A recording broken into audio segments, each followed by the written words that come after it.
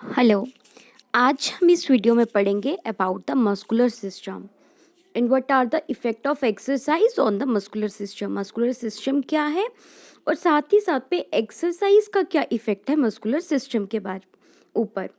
तो सबसे पहले हम बात करते हैं मस्कुलर सिस्टम की। जैसे कि आपको पता है हमारी बॉडी में जो है ना मसल्स मसल्स जो हैं वो कितने मसल्स हैं, मोर देन 650 जो मसल्स हैं वो एक इंडिविजुअल की बॉडी में होते हैं। और जो है हमारी बॉडी का जो वेट है ना 40% हमारी बॉडी का वेट हमारे मसल्स का वेट होता है। अब जब हम बात करते हैं ना मसल्स की, तो हम कोई भी मूवमेंट करते हैं ना, जैसे कि हम वॉक कर रहे हैं या खाना खा रहे हैं या सो रहे हैं या किसी भी तरह की मूवमेंट, जब हमारी बॉडी किसी भी तरह के लोकोमोशन में होती है या मूवमेंट में होती है, तो वो बोन्स नहीं है जो काम कर रही हैं, वो मसल्स हैं।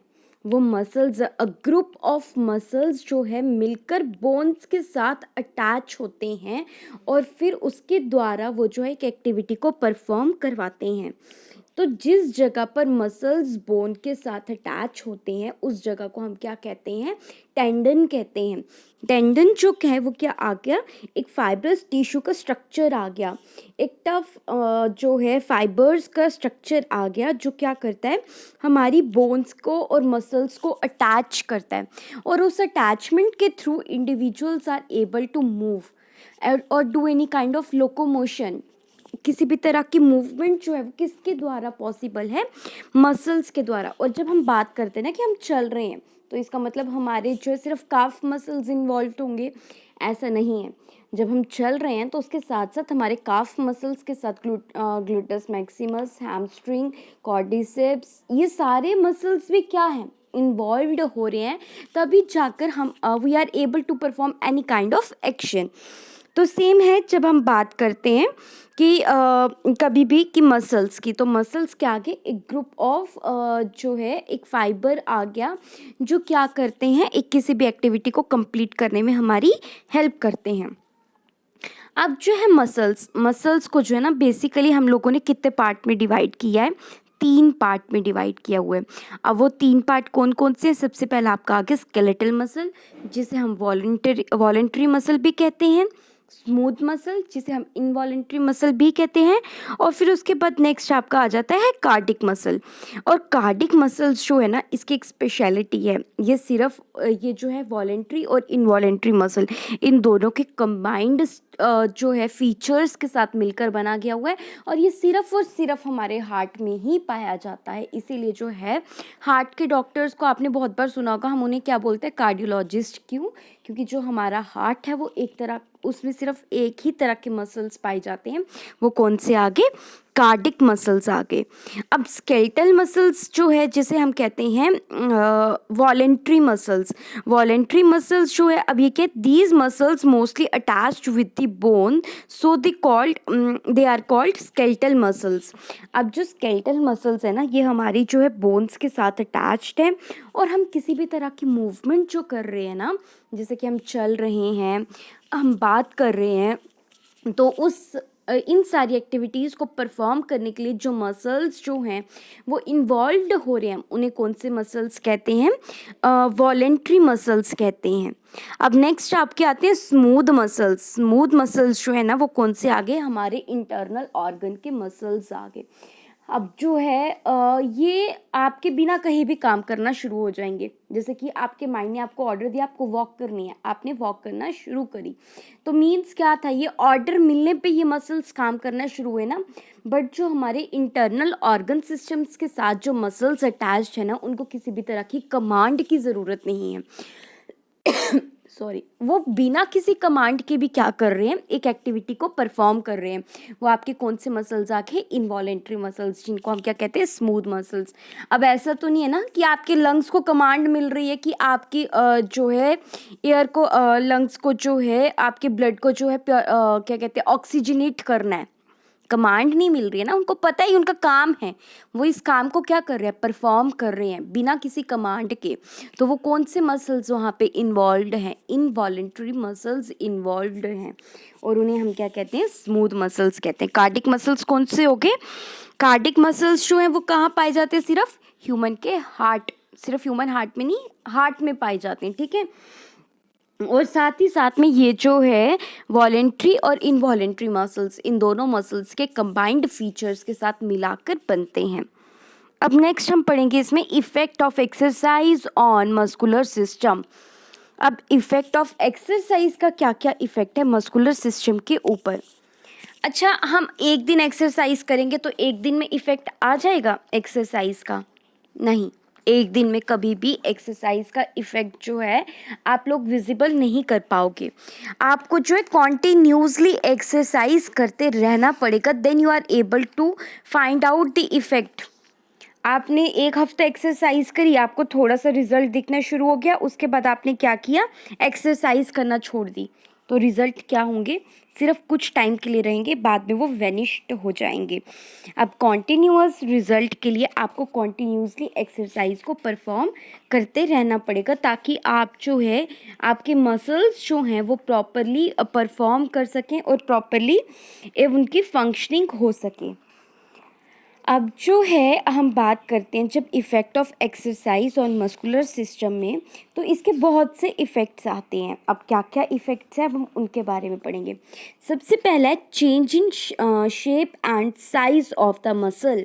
अब जैसे कि इसकी सबसे अच्छी एग्जांपल, जब बच्चे लोग जिम में जाते हैं, जिम में जाते हो, आप बाइसेप्स कर रहे हो, बाइसेप्स करते हुए जब आप देखते हो कि आपके जो मतलब आप जो है डंबल्स उठा रहे हो, डंबल्स जब आप कर रहे हो तो डंबल्स को करते हुए आपके बाइसेप्स और ट्राइसेप्स में जो है शेप में आपकी चेंजेस आना शुरू होती है।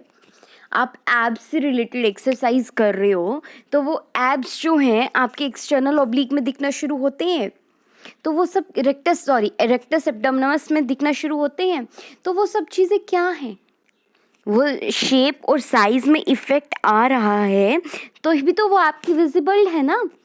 तो रेगुलर एक्सरसाइज करते रहोगे, तो रेगुलर एक्सरसाइज के द्वारा जो है शेप और साइज जो है मसल की, उनमें क्या आती है, एनलार्जमेंट आती है, और उनके शेप और साइज में जो है एक शेप और साइज जो है उन्हें प्रॉपर मिलता है।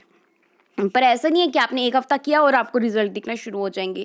आपने किया, आपको थोड़े से रिजल्ट विजिबल होंगे, आपको क्या करना है, कंटिन्यू रखना है। अगर आप छोड़ दोगे तो रिजल्ट्स दोबारा से गायब हो जाएंगे।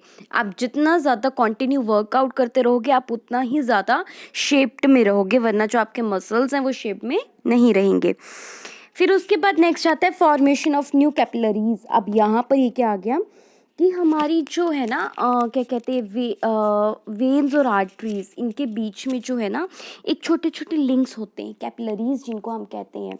अब वो क्या है कि मेन तो वर्क कर रही हैं, अब जो एकदम छोटी छोटी जो नाड़ियाँ होती हैं ना, वो कई बार क्या होती हैं, ब्लॉक होना शुरू हो जाती है। हम जितना ज़्यादा एक्सरसाइज करेंगे, हमारी ब्लड में जितना ज़्यादा प्रेशर होगा, उससे ज़्यादा क्या होगा, अब जब आप काम कर रहे हो तो काम करने पे स्ट्रेस तो हो रहा है ना, स्ट्रेस उस जगह पे पड़ने पे, एक पर्टिकुलर एरिया पे इफ़ेक्ट पड़ने से, तो वहाँ की जो कैपिलरीज हैं वो भी क्या हो रही हैं, वो जो उनके अंदर ब्लॉकेज जो है वो क्या हो जाती है, वो खुल जाती है, और जो है ब्लड सर्कुलेशन प्रॉपर तरीके से होना शुरू हो जाती है। फिर नेक्स्ट आता है muscles remain in tone position. अब जो है आप देखना, जो एक्सरसाइज नहीं करते ना, उनके मसल्स जो है बहुत ज़्यादा वीक से होते हैं, उनकी बॉडी टोन अप नहीं होती है, एक प्रॉपर टोनिंग नहीं होती है बॉडी की। तो बॉडी की प्रॉपर टोनिंग के लिए जो है आप जब जाते हो जिम में तो क्या करते हो, ज़्यादातर बॉडी को टोन अप करने के लिए ज़्यादातर लोग जो है वो वेट ट्रेनिंग करते हैं या स्ट्रेंथ ट्रेनिंग करते हैं। तो उससे क्या होता है कि बॉडी के जितने भी मसल्स हैं वो शेप्ड अप होना शुरू हो जाते हैं, वो टोन अप होना शुरू हो जाते हैं। तो जो है रेगुलर एक्सरसाइज जो है वो मसल्स को जो है टोन अप करने में भी हेल्प करती है। फिर उसके बाद है कंट्रोल एक्स्ट्रा फैट। अब कंट्रोल एक्स्ट्रा फैट कैसे? Regular exercise control extra fat of the body. Exercise burn the extra calories deposit in the form of fat. अब जो है हम ज़्यादा खाना खाते हम लोग ज़्यादा कैलोरीज इनटेक कर रहे हैं बट हम वर्कआउट कर ही नहीं रहे। अब वो कैलोरीज जो हैं वो जो है फैट की फॉर्म में, लिपिड एसिड की फॉर्म में हमारी बॉडी में जो है वो क्या होना शुरू हो जाएगी? स्टोर्ड होना शुरू हो जाएगी अगर हम एक्सरसाइज नहीं करेंगे। तो जितना ज़्यादा हम एक्सरसाइज करेंगे उतनी ज़्यादा हमारी कैलोरी एक्सपेंडिचर होगा, और जितना ज़्यादा कैलोरी एक्सपेंडिचर होगा उतनी ही ज़्यादा फैट बर्न होंगी। नेक्स्ट आपका आता है चेंज इन कनेक्टिव टिश्यू। अब कनेक्टिव टिश्यू जो हैं which connect fibres become powerful, these tissues can bear the stress of strenuous activities and can be extended up to some degree। Connective tissue कौन से आगे? जैसे कि हमारी स्किन हमारी सबसे ज़्यादा बेस्ट एग्जाम्पल है कनेक्टिव टिश्यू की। ठीक है, अब कनेक्टिव टिश्यू जो है अगर हम रेगुलर एक्सरसाइज कर रहे हैं तो रेगुलर एक्सरसाइज करने से, अब आप देखना कि जो इंडिविजुअल पहली पहली बार एक्सरसाइज करने लगता है ना, उनको ज़्यादा चोट लगने के चांसेस हो जाते हैं। वहीं पर एक इंसान जब रेगुलर एक्सरसाइज कर रहा है तो उसको जो है चोट लगने के बहुत मतलब चांसेस उतने ही हैं। क्यों? क्योंकि अगर आप प्रॉपर तरीके से वार्म अप्ड नहीं हो, आपको रूल्स और रेगुलेशंस नहीं मालूम है, तो आपको चोट लगेगी। तो अगर आप कोई भी एक्टिविटी में इन्वॉल्व्ड होने जा रहे हो, आपको प्रॉपर वार्म अप तो होना पड़ेगा, आपको गेम के रूल्स और रेगुलेशंस जानने पड़ेंगे, प्रॉपर इक्विपमेंट यूज़ करने पड़ेंगे ताकि इंजरी के चांसेस कम रहें। तो कनेक्टिव टिश्यू की जो है यहाँ पर ये क्या कह रहे हैं कि उनकी जो डिग्री ऑफ इलास्टिसिटी है उसको एक्सटेंड करता है मस्कुलर मतलब आप जितनी ज़्यादा एक्टिविटीज़ फिजिकल एक्टिविटीज़ परफॉर्म करोगे तो एक्सरसाइज करने से उनकी कनेक्टिव टिश्यू की इलास्टिसिटी इंक्रीज होगी और आपको चोट लगने के चांसेस क्या हो जाएंगे? कम हो जाएंगे। Efficiency in the movement of muscles. जो मूवमेंट जो आपके मसल्स के अंदर जो है कोऑर्डिनेशन, उनके अंदर काम करने की एक्टिविटी मतलब काम करने की क्षमता वो क्या हो जाएगी? इंक्रीज हो जाएगी। Delay fatigue. जितनी ज़्यादा आप एक्सरसाइज करोगे, स्टार्टिंग में आप एक्सरसाइज करोगे आपको बोलेंगे हम आधा घंटा वॉक करो, नहीं होगी। वॉक करके भी आ जाओगे एकदम टांगों में दर्द वर्द होना शुरू हो जाएगी। क्यों? क्योंकि फटीग, लैक्टिक एसिड फॉर्मेशन बहुत ज़्यादा हो रहा है, बॉडी को उतनी ज़्यादा ऑक्सीजन नहीं मिली और जो लैक्टिक एसिड फॉर्मेशन होना शुरू हो गया और उसके कारण आपको फटीग होना शुरू हो गई। वहीं पर जब एक इंसान जो है यूज्ड टू हो जाएगा, रेगुलर एक्सरसाइज कर रहा है, यूज्ड टू हो गया, तो उसके जितने भी सेल्स हैं बॉडी में वो भी क्या, सेल्स टिश्यूज जितने भी हैं वो क्या होना शुरू हो जाएंगे? उस एक्टिविटी के यूज्ड टू होना शुरू हो जाएंगे और फटीग की रियलाइजेशन नहीं रहेगी। एक हफ्ता वॉक करते रहो, बहुत मुश्किल होगी। सेकेंड वीक जो है it is not that much difficult for you to continue the exercise. Second week में आपको इतना ज़्यादा डिफ़िकल्टी नहीं पड़ेगी कि आप एक्सरसाइज को कंटिन्यू कर सको। फर्स्ट वीक में डिफ़िकल्टी आएगी, सेकेंड वीक में डिफ़िकल्टी नहीं आएगी। क्यों? क्योंकि आपके मसल्स में अडेप्टेशन आना शुरू हो गई है। फिर नेक्स्ट आता है इंक्रीज इन फूड स्टोरेज। आपकी जो है कैपेसिटी जो है यहाँ पर कैपेसिटी को इंक्रीज़ करता है। Food storing capacity is increased when regular exercise are done. आप अब कैसे इंक्रीज़ करता है फूड स्टोरेज कैपेसिटी? आपने थोड़ा सा खाना खाया ना, आपने वॉक नहीं करी, डाइजेशन से रिलेटेड प्रॉब्लम होना शुरू हो जाएगी। उसके बाद मोस्टली आप देखना कि घर पे अगर आप कुछ भी नहीं कर रहे हो तो लोग क्या करते हैं कि आप एटलीस्ट अगर आप वॉक नहीं कर रहे हो तो आप खाना खा के वज्रासन की पोजीशन पे बैठ जाओ ताकि खाना जो है वो डाइजेस्ट हो सके। जब आप जो खाना खा रहे हो वो डाइजेस्ट ही नहीं कर पा रहे हो तो आपका खाना खाने का मन नहीं करेगा। तो इसीलिए खाने को डाइजेस्ट होना बहुत ज़्यादा ज़रूरी है। और वो कैसे होगा? जब आप ज़्यादा से ज़्यादा फिज़िकल एक्टिविटीज़ एक्सरसाइज करोगे, एक्सरसाइज में इन्वॉल्व होंगे। कहते हैं ना कि आप एक्सरसाइज कर रहे हो तो अब मेरी भूख खुल गई है, no I am feeling much hungry. तो वो सब चीज़ें क्या हैं कि आपका जो खाना था वो डाइजेस्ट हो चुका है, अब आपकी बॉडी और डिमांड कर रही है, तो वो क्या है? आपकी खाने की कैपेसिटी को इंक्रीज कर रहा है। Exercise and its health benefit. अब एक्सरसाइज का और health benefit, our body remain fit and healthy with increased blood circulation and oxygen intake. Regular exercise give a healthy glowing look and is a natural anti-aging technique. It improves digestion, it helps in strengthening body muscles, and thus attain good posture. Exercise help us to get good sleep and look good when we wake up. अब exercise का जो है हमारी health के ऊपर क्या effect है? In short, अगर आप जो है आपका डाइजेशन सही हो गया, आपकी जो ब्लड सर्कुलेशन सही हो गई, आपका वेट कंट्रोल हो गया, तो आपकी हेल्थ भी तो अपने आप सही होना शुरू हो जाएगी ना। तो वो इनडायरेक्टली आपकी हेल्थ को ही, तो वो आपके इंटरनल ऑर्गन सिस्टम्स को अगर स्ट्रांग हो रही हैं तो आपके सारे, तो आपके इम्यून सिस्टम, आपका जो है बाकी सारे सिस्टम भी स्ट्रांग हो रहे हैं। तो वो सारे सिस्टम अगर स्ट्रांग होंगे तो आप तो अपने आप ही हेल्दी होंगे ना। तो एक्सरसाइज आपको जो है हेल्दी रखने में भी हेल्प करती है। Non functioning fibres become active. अब जब आप एक्सरसाइज कर रहे हो तो बहुत से हमारे जो है ना मसल्स जो हैं वो बहुत से मतलब हम इतने ज़्यादा एक्सरसाइज नहीं कर रहे। आप जो घर बैठे हुए हो, घर बैठे बैठे आपने कोई एक्सरसाइज नहीं करी, अब उसके करके क्या हुआ, आपके मसल्स में किसी भी तरह की मूवमेंट नहीं हुई, तो वो मसल्स जो थे, आपके मसल फाइबर्स जो थे, वो क्या हो गए, इनएक्टिव हो गए ना। अब इनएक्टिव होने के करके उनके अंदर जो है फैट डिपॉजिट होना शुरू हो गया। क्यों? क्योंकि उनके अंदर कोई काम ही नहीं करा उनने।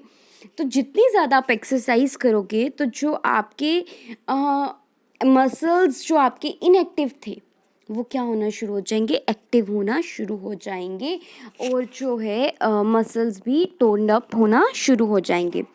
Body posture remains correct. आप बॉडी पोस्चर रिमेन्स करेक्ट। अब जो कईयों को पोस्चर डिफॉर्मिटीज़ होती हैं, जैसे कि काइफसिस हो गई, मतलब फ्लैट फुट हो गए, नॉक नीज हो गए, बोलेग्स हो गई, ये सब क्या आ गई, एक तरह की डिफॉर्मिटीज़ आ गई हैं। अब जितनी ज़्यादा हम एक्सरसाइज करेंगे, अब वो ही ऐसा नहीं है कि आपको जो है कोई भी एक्सरसाइज करनी है, आपको अपनी डिफॉर्मिटी से रिलेटेड एक्सरसाइज करनी है। एक इंडिविजुअल को नॉक नीज हैं, तो ऐसा नहीं है कि अब उसे साइकिल जो है वो अपनी लेग्स को जोड़ के अब, या लेग्स को नीज को टच करके वो साइकिल चलाए। तो मेक श्योर कि उसके नीज के बीच में प्रॉपर ऐसी एक्सरसाइज करें जिसके बीच में, उसमें नी के बीच में प्रॉपर गैप मेंटेन्ड हो रहा है, ताकि नीज जो है वो आपस में नॉक ना करे। तो ये सब चीज़ें क्या है, पोस्चर डिफॉर्मिटीज़ हैं। इनको दूर करने के लिए आपको उस डिफॉर्मिटी से रिलेटेड एक्सरसाइज करते रहना पड़ेगा, ताकि आपका पोस्चर जो है वो एक प्रॉपर अलाइनमेंट में आ सके। पोस्चर डिफॉर्मिटी क्या होगी, जब आपका जो पोस्चर है, आपकी बॉडी जो है वो एक प्रॉपर अलाइनमेंट में नहीं है। तो पोस्चर डिफॉर्मिटी कैसे सही होगी, जब दोबारा से आपकी बॉडी एक अलाइनमेंट में आना शुरू हो जाएगी। नेक्स्ट आ गया इम्प्रूव रिएक्शन टाइम। ये मैंने आपको पहले भी एक लेक्चर में बताया था कि जो एक इंडिविजुअल जितना ज़्यादा फिजिकल एक्टिविटीज़ में इन्वॉल्व होगा, उसका माइंड उतना ही ज़्यादा शार्प होगा, वो सिचुएशन को उतनी ही ईजिली जज कर पाएगा, और उतनी ही ईजिली उस सिचुएशन को जज करके रिएक्ट कर पाएगा। तो इन शॉर्ट ये आपके रिएक्शन टाइम को भी इम्प्रूव करती है। आप जितना ज़्यादा एक्सरसाइज करोगे, आप उतना ज़्यादा हेल्दी रहोगे, आपके इंटरनल ऑर्गन सिस्टम उतना ज़्यादा अच्छे से फंक्शनिंग कर पाएंगे, और जितने ज़्यादा अच्छे से आपके इंटरनल ऑर्गन से फंक्शनिंग कर पाएंगे, आप उतनी ही ज़्यादा हेल्दी लाइफ को जी पाओगे। This is all about effect of exercise on muscular system.